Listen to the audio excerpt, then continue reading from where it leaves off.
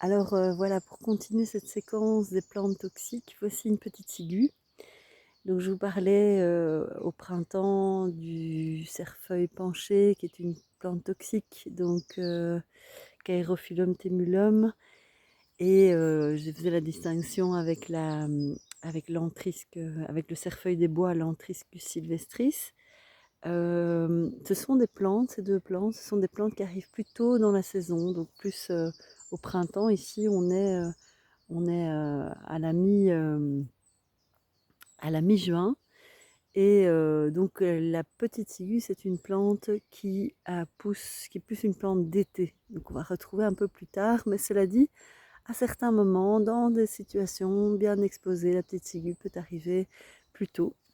Alors on va un peu regarder donc cette plante dans le détail. Là, on a une plante qui fait un bon mètre de haut. Elle est à l'ombre, elle n'est pas encore, les fleurs sont pas encore complètement, sont pas encore complètement ouvertes. On voit déjà ici les ombelles, hein. Donc une ombelle, pour rappel, c'est vraiment comme un parapluie. Donc on a les différents rayons du parapluie qui partent tous du même endroit et qui vont plus ou moins former quelque chose de relativement plat ici. Donc ça, c'est une caractéristique chez les fleurs d'ombellifères, hein. On va retrouver ça dans d'autres plantes aussi, mais les ombellifères, elles sont tout le temps avec des fleurs comme ça en ombelle.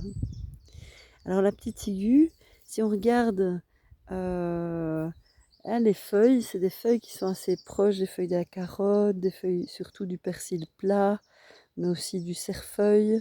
Ce qui va l'en différencier, c'est déjà des divisions vraiment très aiguës, donc très fines, c'est vraiment très fin.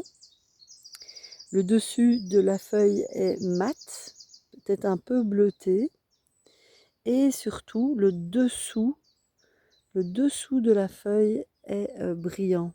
Je vais essayer de montrer ça au mieux. Donc ici peut-être un peu de lumière.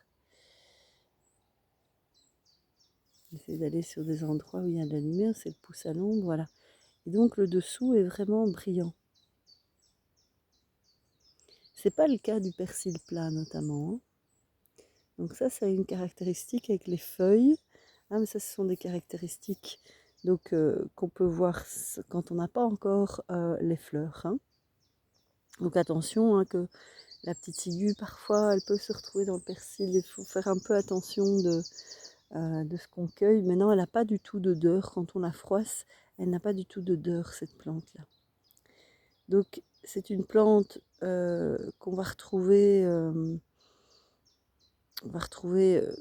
quand même beaucoup moins fréquemment que le cerfeuil des bois ou que le cerfeuil penché, mais quand même, elle reste relativement fréquente.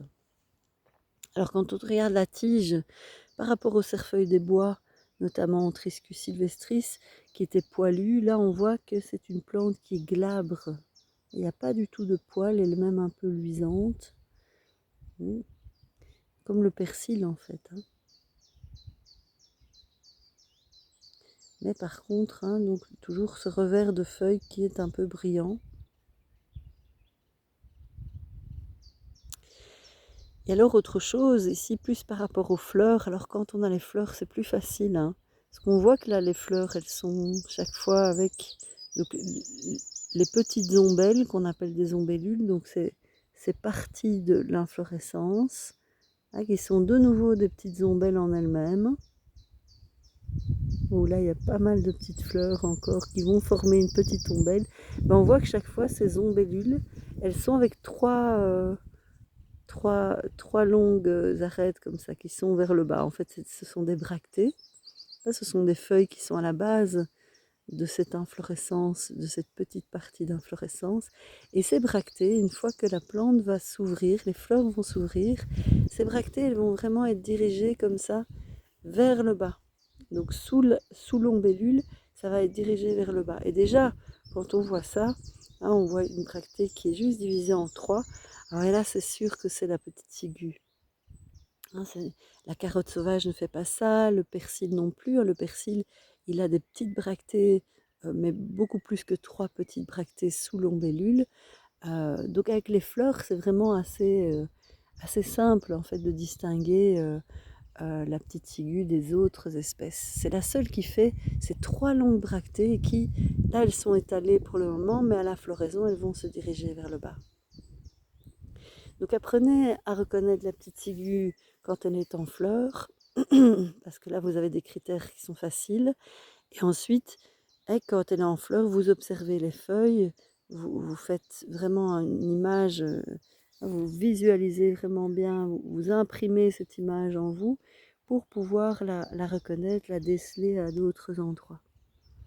Ah, donc c'est une plante qu'on va vraiment éviter de cueillir puisqu'elle est toxique, hein. Donc son nom latin c'est Aetusa sinapium, la petite ciguë.